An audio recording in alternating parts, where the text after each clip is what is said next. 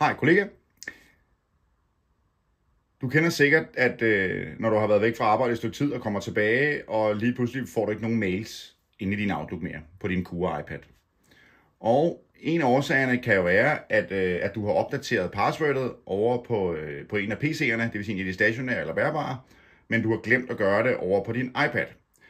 Det du så vil opleve, det er, at der hernede i venstre hjørne, der vil der stå log på, og det er et klassisk tegn på, at så har du simpelthen enten er dit password løbet ud, eller også har du ændret passwordet over på en af PC'erne og glemt iPad'en. Så her kommer der en lille video i, hvordan vi får Outlook til at virke på Kura iPad igen. Til at starte med, så dobbeltklikker vi lige en gang for at lukke alle appsene. Sådan der. Går vi ind i indstillinger heroppe i hjørnet. Det var der, den lå hos mig. Trykker på Wi-Fi. Går ind og slår Wi-Fi til. Selv at tjekke ramme. Og vælger den, der hedder internet. Fordi man skal nemlig være på Wi-Fi for at kunne opdatere password i Outlook. Eller min erfaring er, at det fungerer bare meget bedre. Halvdelen af gangene virker det ikke, hvis du gør det bare via SIM-kortet. Sådan der, så er Wi-Fi slået til, og Outlook den var lukket. Så skal vi ind og åbne Outlook. Og i nederste venstre hjørne, som sagt lige før, der står der den her log på. Der trykker man på der, hvor der står log på. Altså lige præcis der. Sådan der. Og efterfølgende siger vi åbn godkenderen. Sidder der. Så kommer vi ind til en Egedal Kommune side, hvor der står din e-mailadresse. Det her er jo så min iPad, så derfor står der selvfølgelig min e-mailadresse.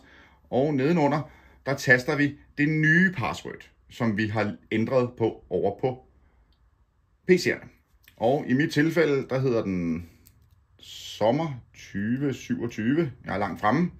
Og så trykker vi på log på. Så går der et lille øjeblik. Så skal jeg ind og vælge den her OS2-faktor. Og da det her er en iPad, så vælger jeg den derpå. Jeg kunne også vælge at gøre det på min telefon, eller på min PC, eller hvad man nu har lyst til at installere den her OS2-faktor på. Men jeg vælger iPad, som er den øverste.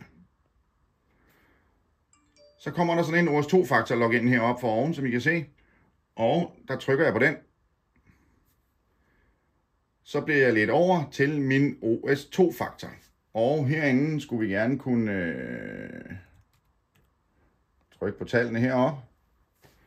Sådan der. Og der kommer der så en boks frem her, hvor jeg skal trykke godkend.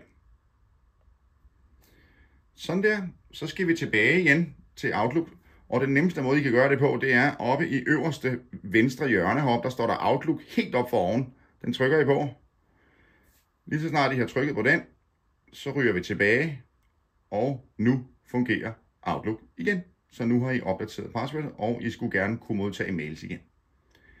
Pas på jer selv. Hej hej.